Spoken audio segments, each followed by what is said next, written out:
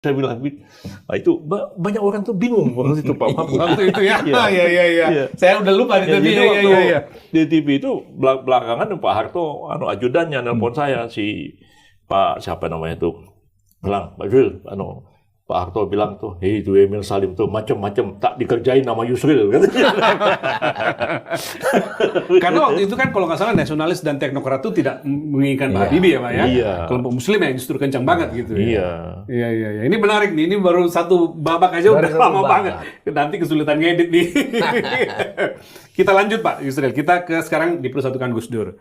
Nah, Pak tadi dengar ceritanya Pak Mahfud bagaimana awal mula berhubungan dan komunikasi dengan Pak Yusril di era Gus Dur.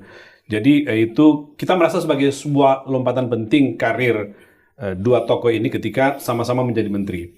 Pak Yusril duluan dilantik oleh Pak Gus Dur, lalu Pak Mahfud belakangan masuk sebagai Menhan ya. Apa cerita di belakang itu, Pak Mahfud? Ya, sehingga Anda berdua dapat amanah, dapat kepercayaan dari Gus Dur sebagai orang muda ketika itu sudah menjadi menteri. Ya, mungkin lewat jalan yang berbeda kedekatan saya dengan Gus Dur dan Prof Yusril.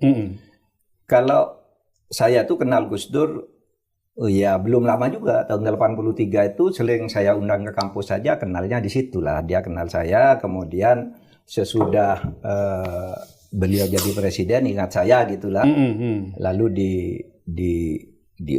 dijadikan menteri gitu. Tapi dia sudah tahu karena hubungan sejak tahun 83 itu kan saya ngundang dia sebagai tokoh NU ke kampus. Saya bilang, Gus katanya, saya di Jogja nih lebih banyak Muhammadiyahnya, saya bilang. Iya. Masa NU enggak ada bicara di situ? Ayolah ke kampus saya. Nah, di situ sering datang gitu.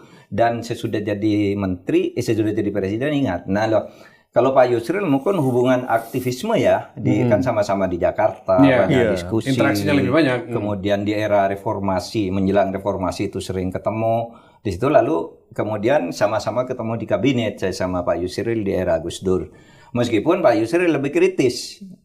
Kan itu tadi kan beliau lebih masumi, lebih keras, lebih gitu. Kalau Gus Dur kurang berkenan di Pak Yusril dikritik aja meskipun di sidang kabinet. Iya. Tiga di DPR dulu ya. Nah, kalau saya lebih tawadu, tapi tetap juga memberitahu Gus Dur, Gus ini salah loh, ini gini. Kalau Pak Yusril kan terbuka tuh kalau nggak bisa tuh. Iya. Nah, itu kalau saya bertemu di satu meja dengan Gus Dur dengan Pak Yusril di kabinet tuh jalannya agak beda. Pak Yusril lewat aktivisme politik, sosial kemasyarakatan di Jakarta, saya lewat kampus semula. Gitu aja. Pak Yusril waktu itu, any story behind waktu kenapa Anda jadi menteri oleh Gus Dur? Iya, saya kenal Pak Gus Dur itu kira-kira tahun 1977. Ya. Jadi waktu itu saya ketua Pusroh Islam di asrama Daksinapati UI. Jadi kami itu ada ceramah bulanan yang diundang tuh Pak Syafruddin Perwira Negara, Pak Jenderal Nasution. Nah lalu gimana sekali ini kita undang Gus Dur? Waktu itu beliau masih sehat, matanya masih melihat ya. Wah, hangat. Kan seenaknya kan ngomongnya, kita pun senang juga. Jadi ceramahlah Gus Dur pada waktu itu di asrama itu dan dia menyemangati kami lah untuk sejak itu sering saya berhubungan dengan beliau, diskusi-diskusi. Kadang-kadang ada Pak Nurholis Majid yang undang saya, kadang-kadang satu forum. Saya masih ada foto-fotonya, ada Pak Gus Dur, Pak M. Hainun Najib, ada Pak Nurholis Majid, ada saya. Kadang-kadang marah sama saya Gus Dur itu. Pernah satu hari itu marah betul lah sama saya, kayak begini. Jadi Gus Dur ini kan akrab sekali dengan Pak